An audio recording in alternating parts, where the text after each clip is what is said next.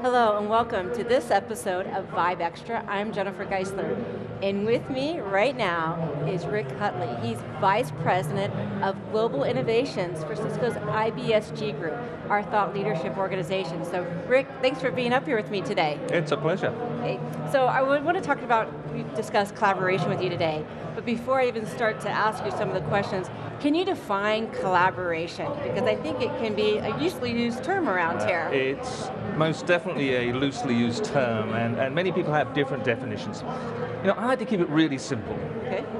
Collaboration is about two or more people working together to achieve an outcome.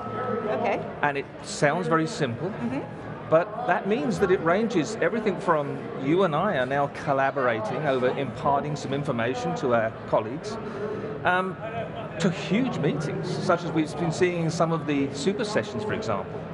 So collaboration is a very simple idea, but it's a very foundational idea. It's something we do every day of our lives, every minute of our lives, and we collaborate in very different ways. So we could be joining a meeting and collaborating as friends 1 minute, and maybe then the meeting heats up and we're now collaborating more as combatants, Yes. etc. So collaboration is simple in principle, but can take on many faces. Okay, so then why now? Why all the focus on collaboration now? What are the changes making that happen? Well, there's a number of things that have changed, I guess, over the past few years. Collaboration has always been with us. We've always collaborated ever since human beings started to try and achieve things, you know, when we got into the farming arena, etc. So for thousands of years we've collaborated. The challenge for a corporation, however, is that you can only focus on a few things at a time, and you focus on the biggest issues of the day.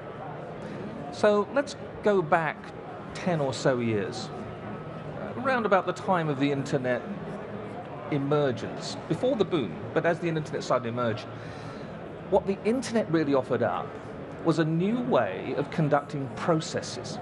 It was about process automation. That was the big opportunity. That's what we all jumped on, and of course, what's come to be e-business. We've all done most of that. Yes. There's still more to do, but we've done a lot of it. The challenge back then was not people. To collaborate back then was pretty easy. We probably sat side by side, or at least in the same building or campus, and collaboration was as simple as sliding a piece of paper across the desk, and there we are, we've collaborated. Well, that's not the case today. Today, we've globalized and mobilized.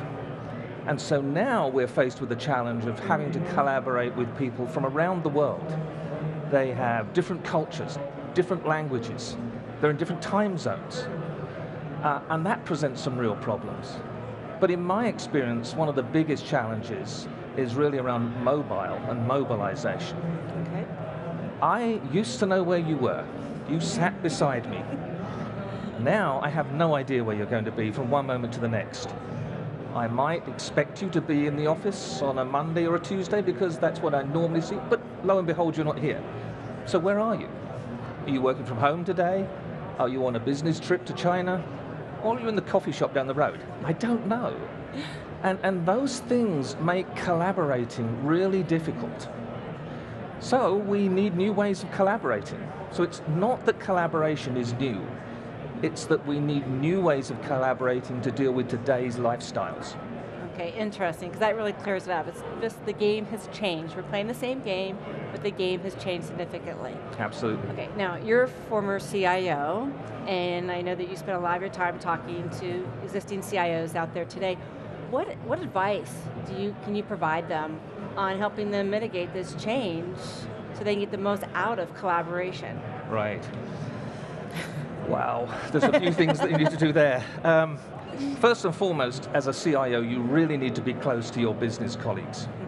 What are the corporate challenges that they're perceiving? Because generally speaking, Your CEO, your chief marketing officer is not going to come to you and say, I need better collaboration. True. What they're going to say to you is, we're opening up that office in China. You'd better be ready. Or, my people are taking way too long to make decisions. Something must be wrong. And they're looking to you as the technologist, as the CIO, to understand how to solve that problem. Because the C-suite do understand that most problems today are resolved through technology. So they look to the CIO to say, you're no longer there simply to support us. We're looking to you to lead us and explain to us how we can use technology safely and securely on a global basis to solve these real problems that we're having with people. So that's job one. As a CIO, you have to be close to the C-suite to be a partner of the C-suite, a part of the C-suite, and not simply a back office individual. Secondly, I think you have to let go of some of the tenets of the past. You know, I need to control everything, and I will tell you which devices you can have and which ones you can't have. That doesn't cut it anymore. We are being faced with an ever-increasing number of endpoints and devices. We are faced with a new, younger workforce that's saying, I don't buy into that, I'm not going to work that way. And by the way, if that's the way your company works, I'm not going to join you. And so we have to be more flexible. We have to get comfortable as CIOs saying, I can afford to let go of that. I do need to put things like security in place so that I can allow the workforce to use the tools they need. I can allow them to work from wherever they need to work. And give them the tools that they need and the way they need. Okay. One of the other challenges for a CIO in today's world is that in fact they're having to use both ends. They've got an older population who are saying, well actually, I'm quite comfortable with email, thank you. And the younger population is saying, what on earth would I use that for? So you've got to deal with that very broad spectrum of technologies. And that's a challenge for a CIO. Oh, interesting. So I think collaboration is a real thing. We use it, we used it here, we're using it out there. Do you know that there's over 40,000 virtual attendees at this event right now? Isn't it amazing? I know, so that's collaboration at its finest. So Rick, I really appreciate your time. As always, it's a pleasure speaking with you. Thank you very much. Thank you. Thank you.